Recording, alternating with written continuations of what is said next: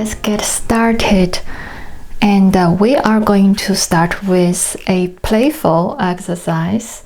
This time, not only to help us relax, but also to do a study of the colors.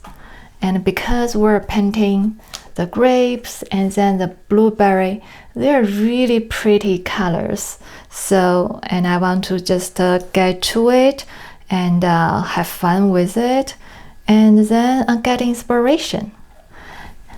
And also, I have been asked what are the practice paper I use, and this is this. And this is a great paper pad, and I got it from Walmart. It's very good quality actually, and very economical. So I use this paper a lot for my playfulness and intuitive painting and all the studies that doesn't require a lot wet on wet like layering, that kind of technique, but just a one-time go thing, and I just use it. And for my playfulness exercise, I like to use a big brush, and that will just help me to be not so fussy and to have just a good time and splash some water. So with the grapes, I'm looking at it has this wonderful dark red kind of color, but I don't want to just stay there because we are painting watercolor, and that's beautiful. So we don't have to be confined, but we can use the reference as a reference, but bring in more interesting colors that maybe not our eyes see, but also makes sense in the real world. So see, I'm adding a little bit of purple. I think that just brings it so much more liveliness. And then there's actually, I see a little bit of even this coral and even a little bit of orange color. And maybe I can add even a little bit of yellow ochre in the light part and see how I like it. And I'm noticing I actually really like this color combination, but this doesn't look like a grape yet. So let's see what we can do. So I'm actually mixing more of this pigment on my paper. I'm on my brush. And see, now I have a much darker color. And I'm noticing as I'm putting down darker colors, this color underneath it still shows up. Yeah, so that gives that the light, and that's something I can use as I go into my painting. So I continue to try to see what I can do to create a beautiful dark. I'm just playing. So this one, actually I like this is Payne's gray with a little bit of ultramarine blue and a little bit of purple. So let's see, this seems to be too blue, right? And it's actually, let me try to add some warm color. And maybe some. So okay, I'm just keep going and until I'm finding something on my paper that I really like. And also notice that I am not mixing my colors on my palette, but I'm mixing it on my paper, because when I do that, it actually gives it much more of interesting. See all the interesting variation. It doesn't look stiff. Actually, in my local class just the other day, a student asked me exactly this question: how to make colors feel more alive? And that's one key. So as I was talking, let me show you. So if we mix color on the paper, for example, on palette, this one I already have some blue and some pinks. I'm mixing, and then have it here. And notice that it's kind of already a grayish purple. It's not a bad color. But what if we mix on the palette? So let me clean this up. Now I'm actually going to bring in some of that ultramarine blue with a little bit of purple, and noticing I'm not over mixing, but I'll bring it here and then rinse my brush and pick up more of that purple. And notice there's already different variation that's happening. It's much more alive. And now if I want to add a little bit of alizarin crimson, now you can just put it down.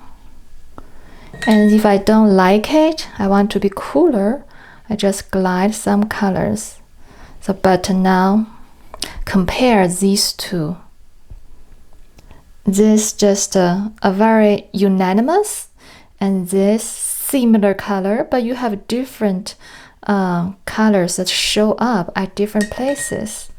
And this does definitely have its place if you want to. So, but this is normally how I mix, and this is what I was trying to do earlier, to try to get a good color for my grapes. Okay.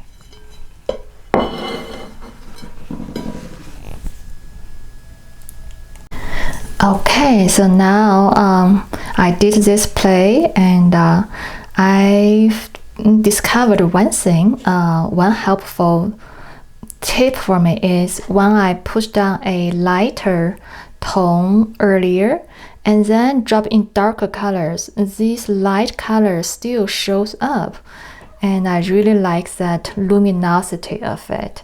So I'm going to try to do that as I'm painting my grape. And look, this thing is so interesting.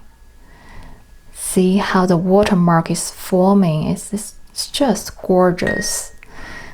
And also in my last class, I have this wonderful, complete beginner student, and she has something like that going. She is like panicking. Oh no, I made a mess. And then I told her, oh no, this is exactly what we want in watercolor. This is to die for. It's so pretty when that happens. It's just magical. So, but of course, everybody have different ideas. Whatever it feels right for you, and just stay with it. Trust yourself. All right, next let's go on with this grapes painting. And first I want to tell you why I chose this photo, because actually this one has a clear light and shade patterns, and this is going to be a lot easier for us to create the form of the grapes. And if it's just more like mid-tones, then it's going to be a little difficult, especially for the beginners. But here, see this one, you can see clearly the highlight and the shape of the highlight, and then the darkness, the shadows, and the mid-tones. So it's pretty clear, and it's a very good one for the beginners. So let's get started with that.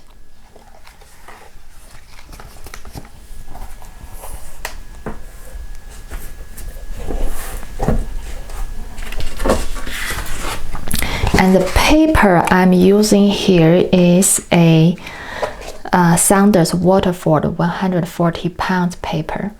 And actually, I did a little study using just the student paper, practice paper I used earlier to do the wash. And look, I think it turned out pretty nice. So if you don't have a cotton paper, really just give this paper a try. I think it works pretty well too. And this one I painted without a pencil sketch, and you can do that. And for this one, I'm going to have a little just very simple pencil sketch. So for everyone who is more comfortable painting with a pencil sketch, okay? So I'm not going to paint the whole thing. It's going to be a little study like this. And that's actually another tip for my beginners, is to start with smaller paintings. And when you start to build your skills and experience, then start to go on with bigger paintings.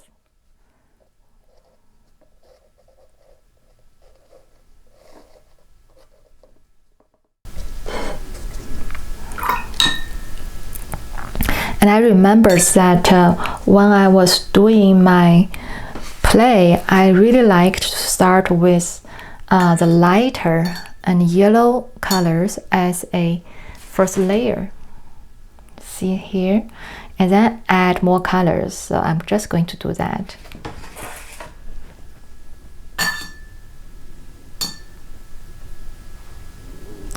So I'm going to start with this one first.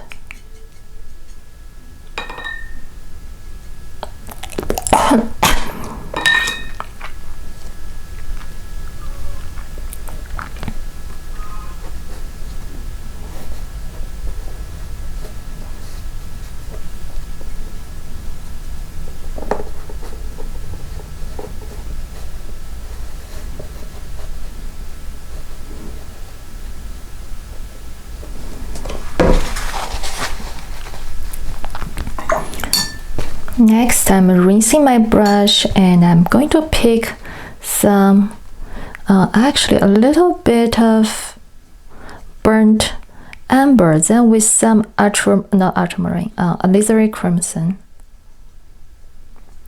because I feel like there's some brownish colors to it.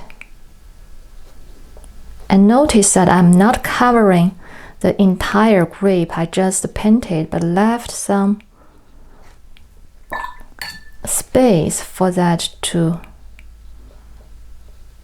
come on its own and not, so some light can be shown.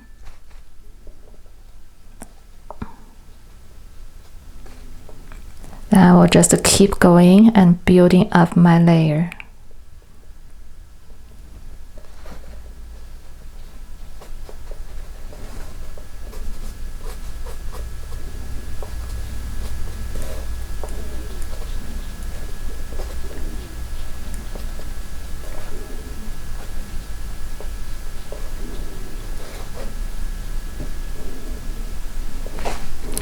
Now I'm going to add a little bit more of the violet. I'm coming into this really dark area of the grape now.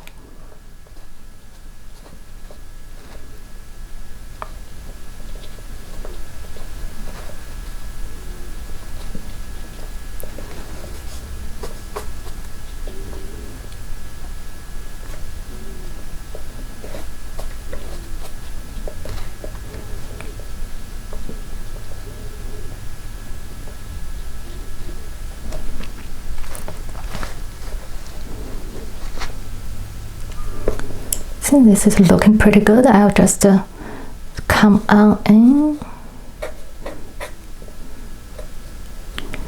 get some of that stem going.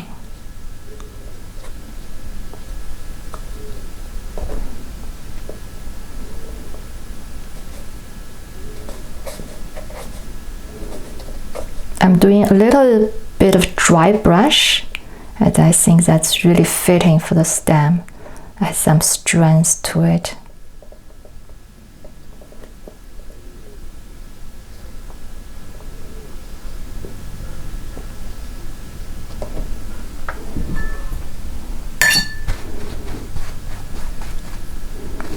I'm softening this edge a little bit, so this is a little bit in the background, so I want it to go back a little bit more and softening a little bit of that. Little bit of it, so there's a lost and found edges here.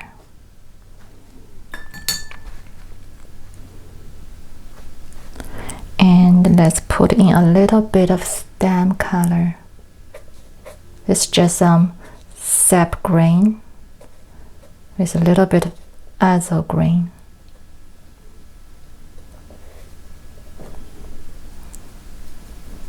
And picking up a little bit more yellow because I feel there's more yellow to it.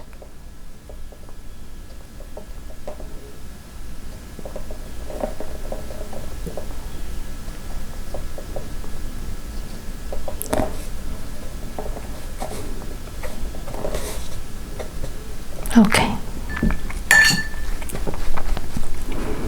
And a little bit of definition, some darkness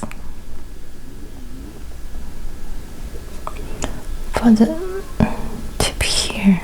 Okay. All right, now let me keep going for the shadow. So I'm actually using clear water.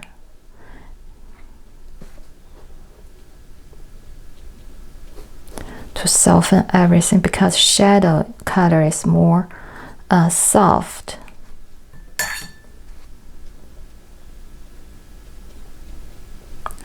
Right, and a little bit, oops, a little too much. I got a lot of pigment on my brush, so just a little bit of violet and with a little bit of ultramarine blue.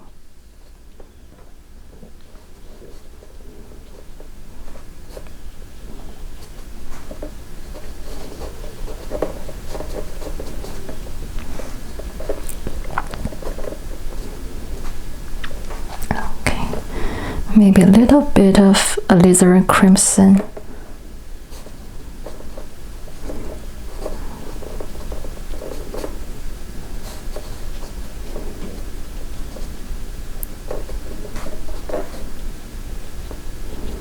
So if you pay attention to your shadow color, there's actually a variation of tones.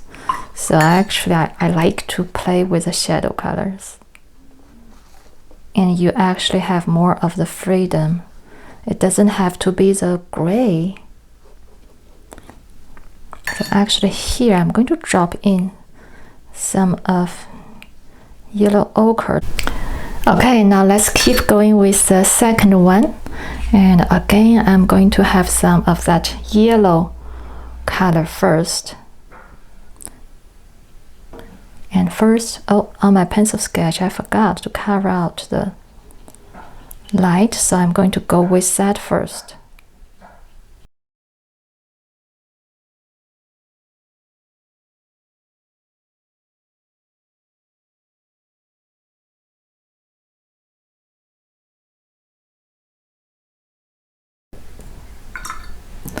Okay, now switching colors into a little bit of burnt umber and with some alizarin crimson.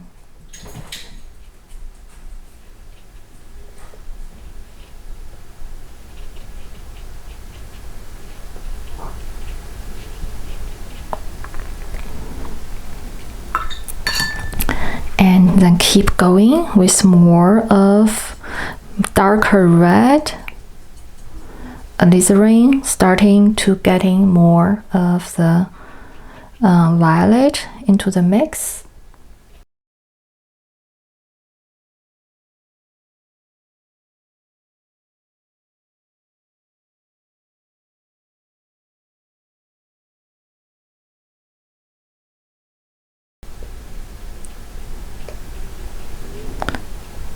Okay, and here that edge of that shape highlight is too defined, so I'm going to soften it so it looks more natural. And I also want to soften this edge here.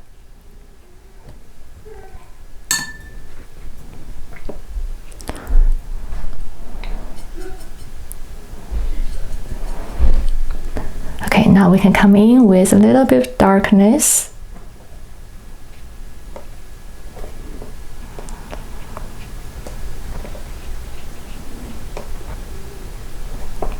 Some darkness here.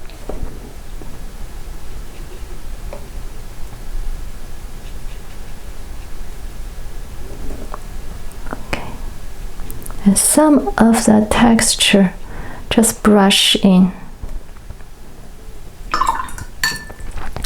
Okay, and then I'm softening this edge so it doesn't look so cut out.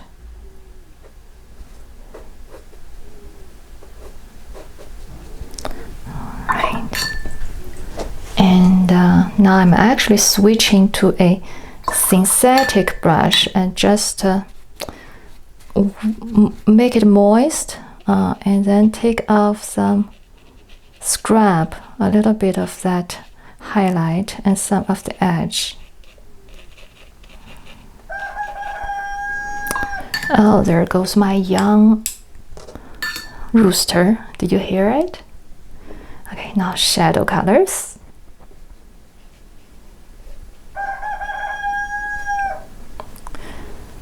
Okay.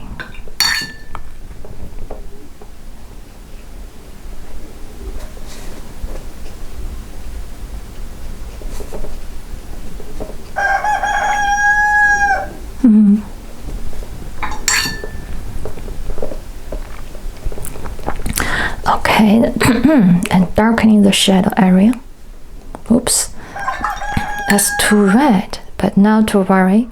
We'll simply add a little bit more of the violet, and that'll be just okay.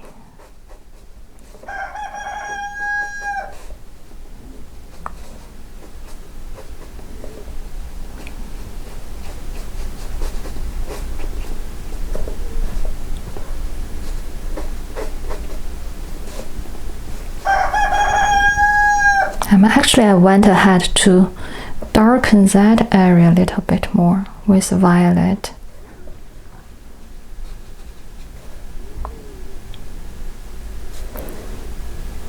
And maybe a little bit here.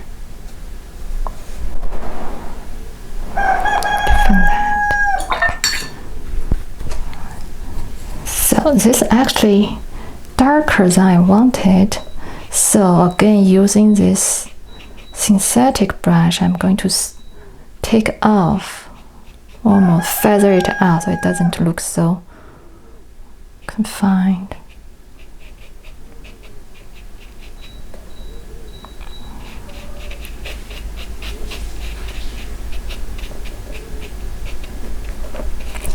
Okay, I think that's good. Okay, see, now this color doesn't look too much in the shadow. It actually even want a little bit more colors. Okay, coming here with that color, darken this a little bit more. Right.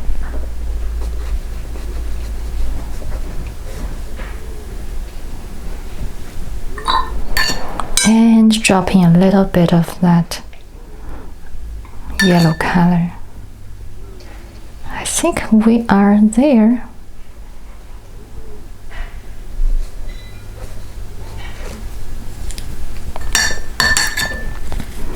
And soften my edges.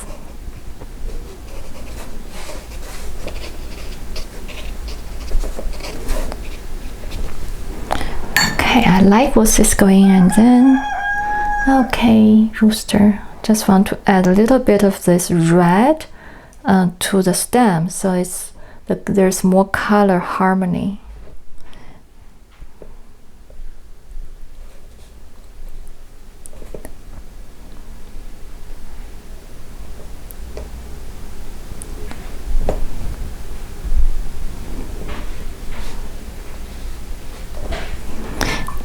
The last thing I want to do, if you've seen my tutorial, you know that I just want to spread a little bit to give that atmosphere. Okay, now I want to spread a little bit of blue, purplish blue. Just cool this down a little bit. Right, let's this is it.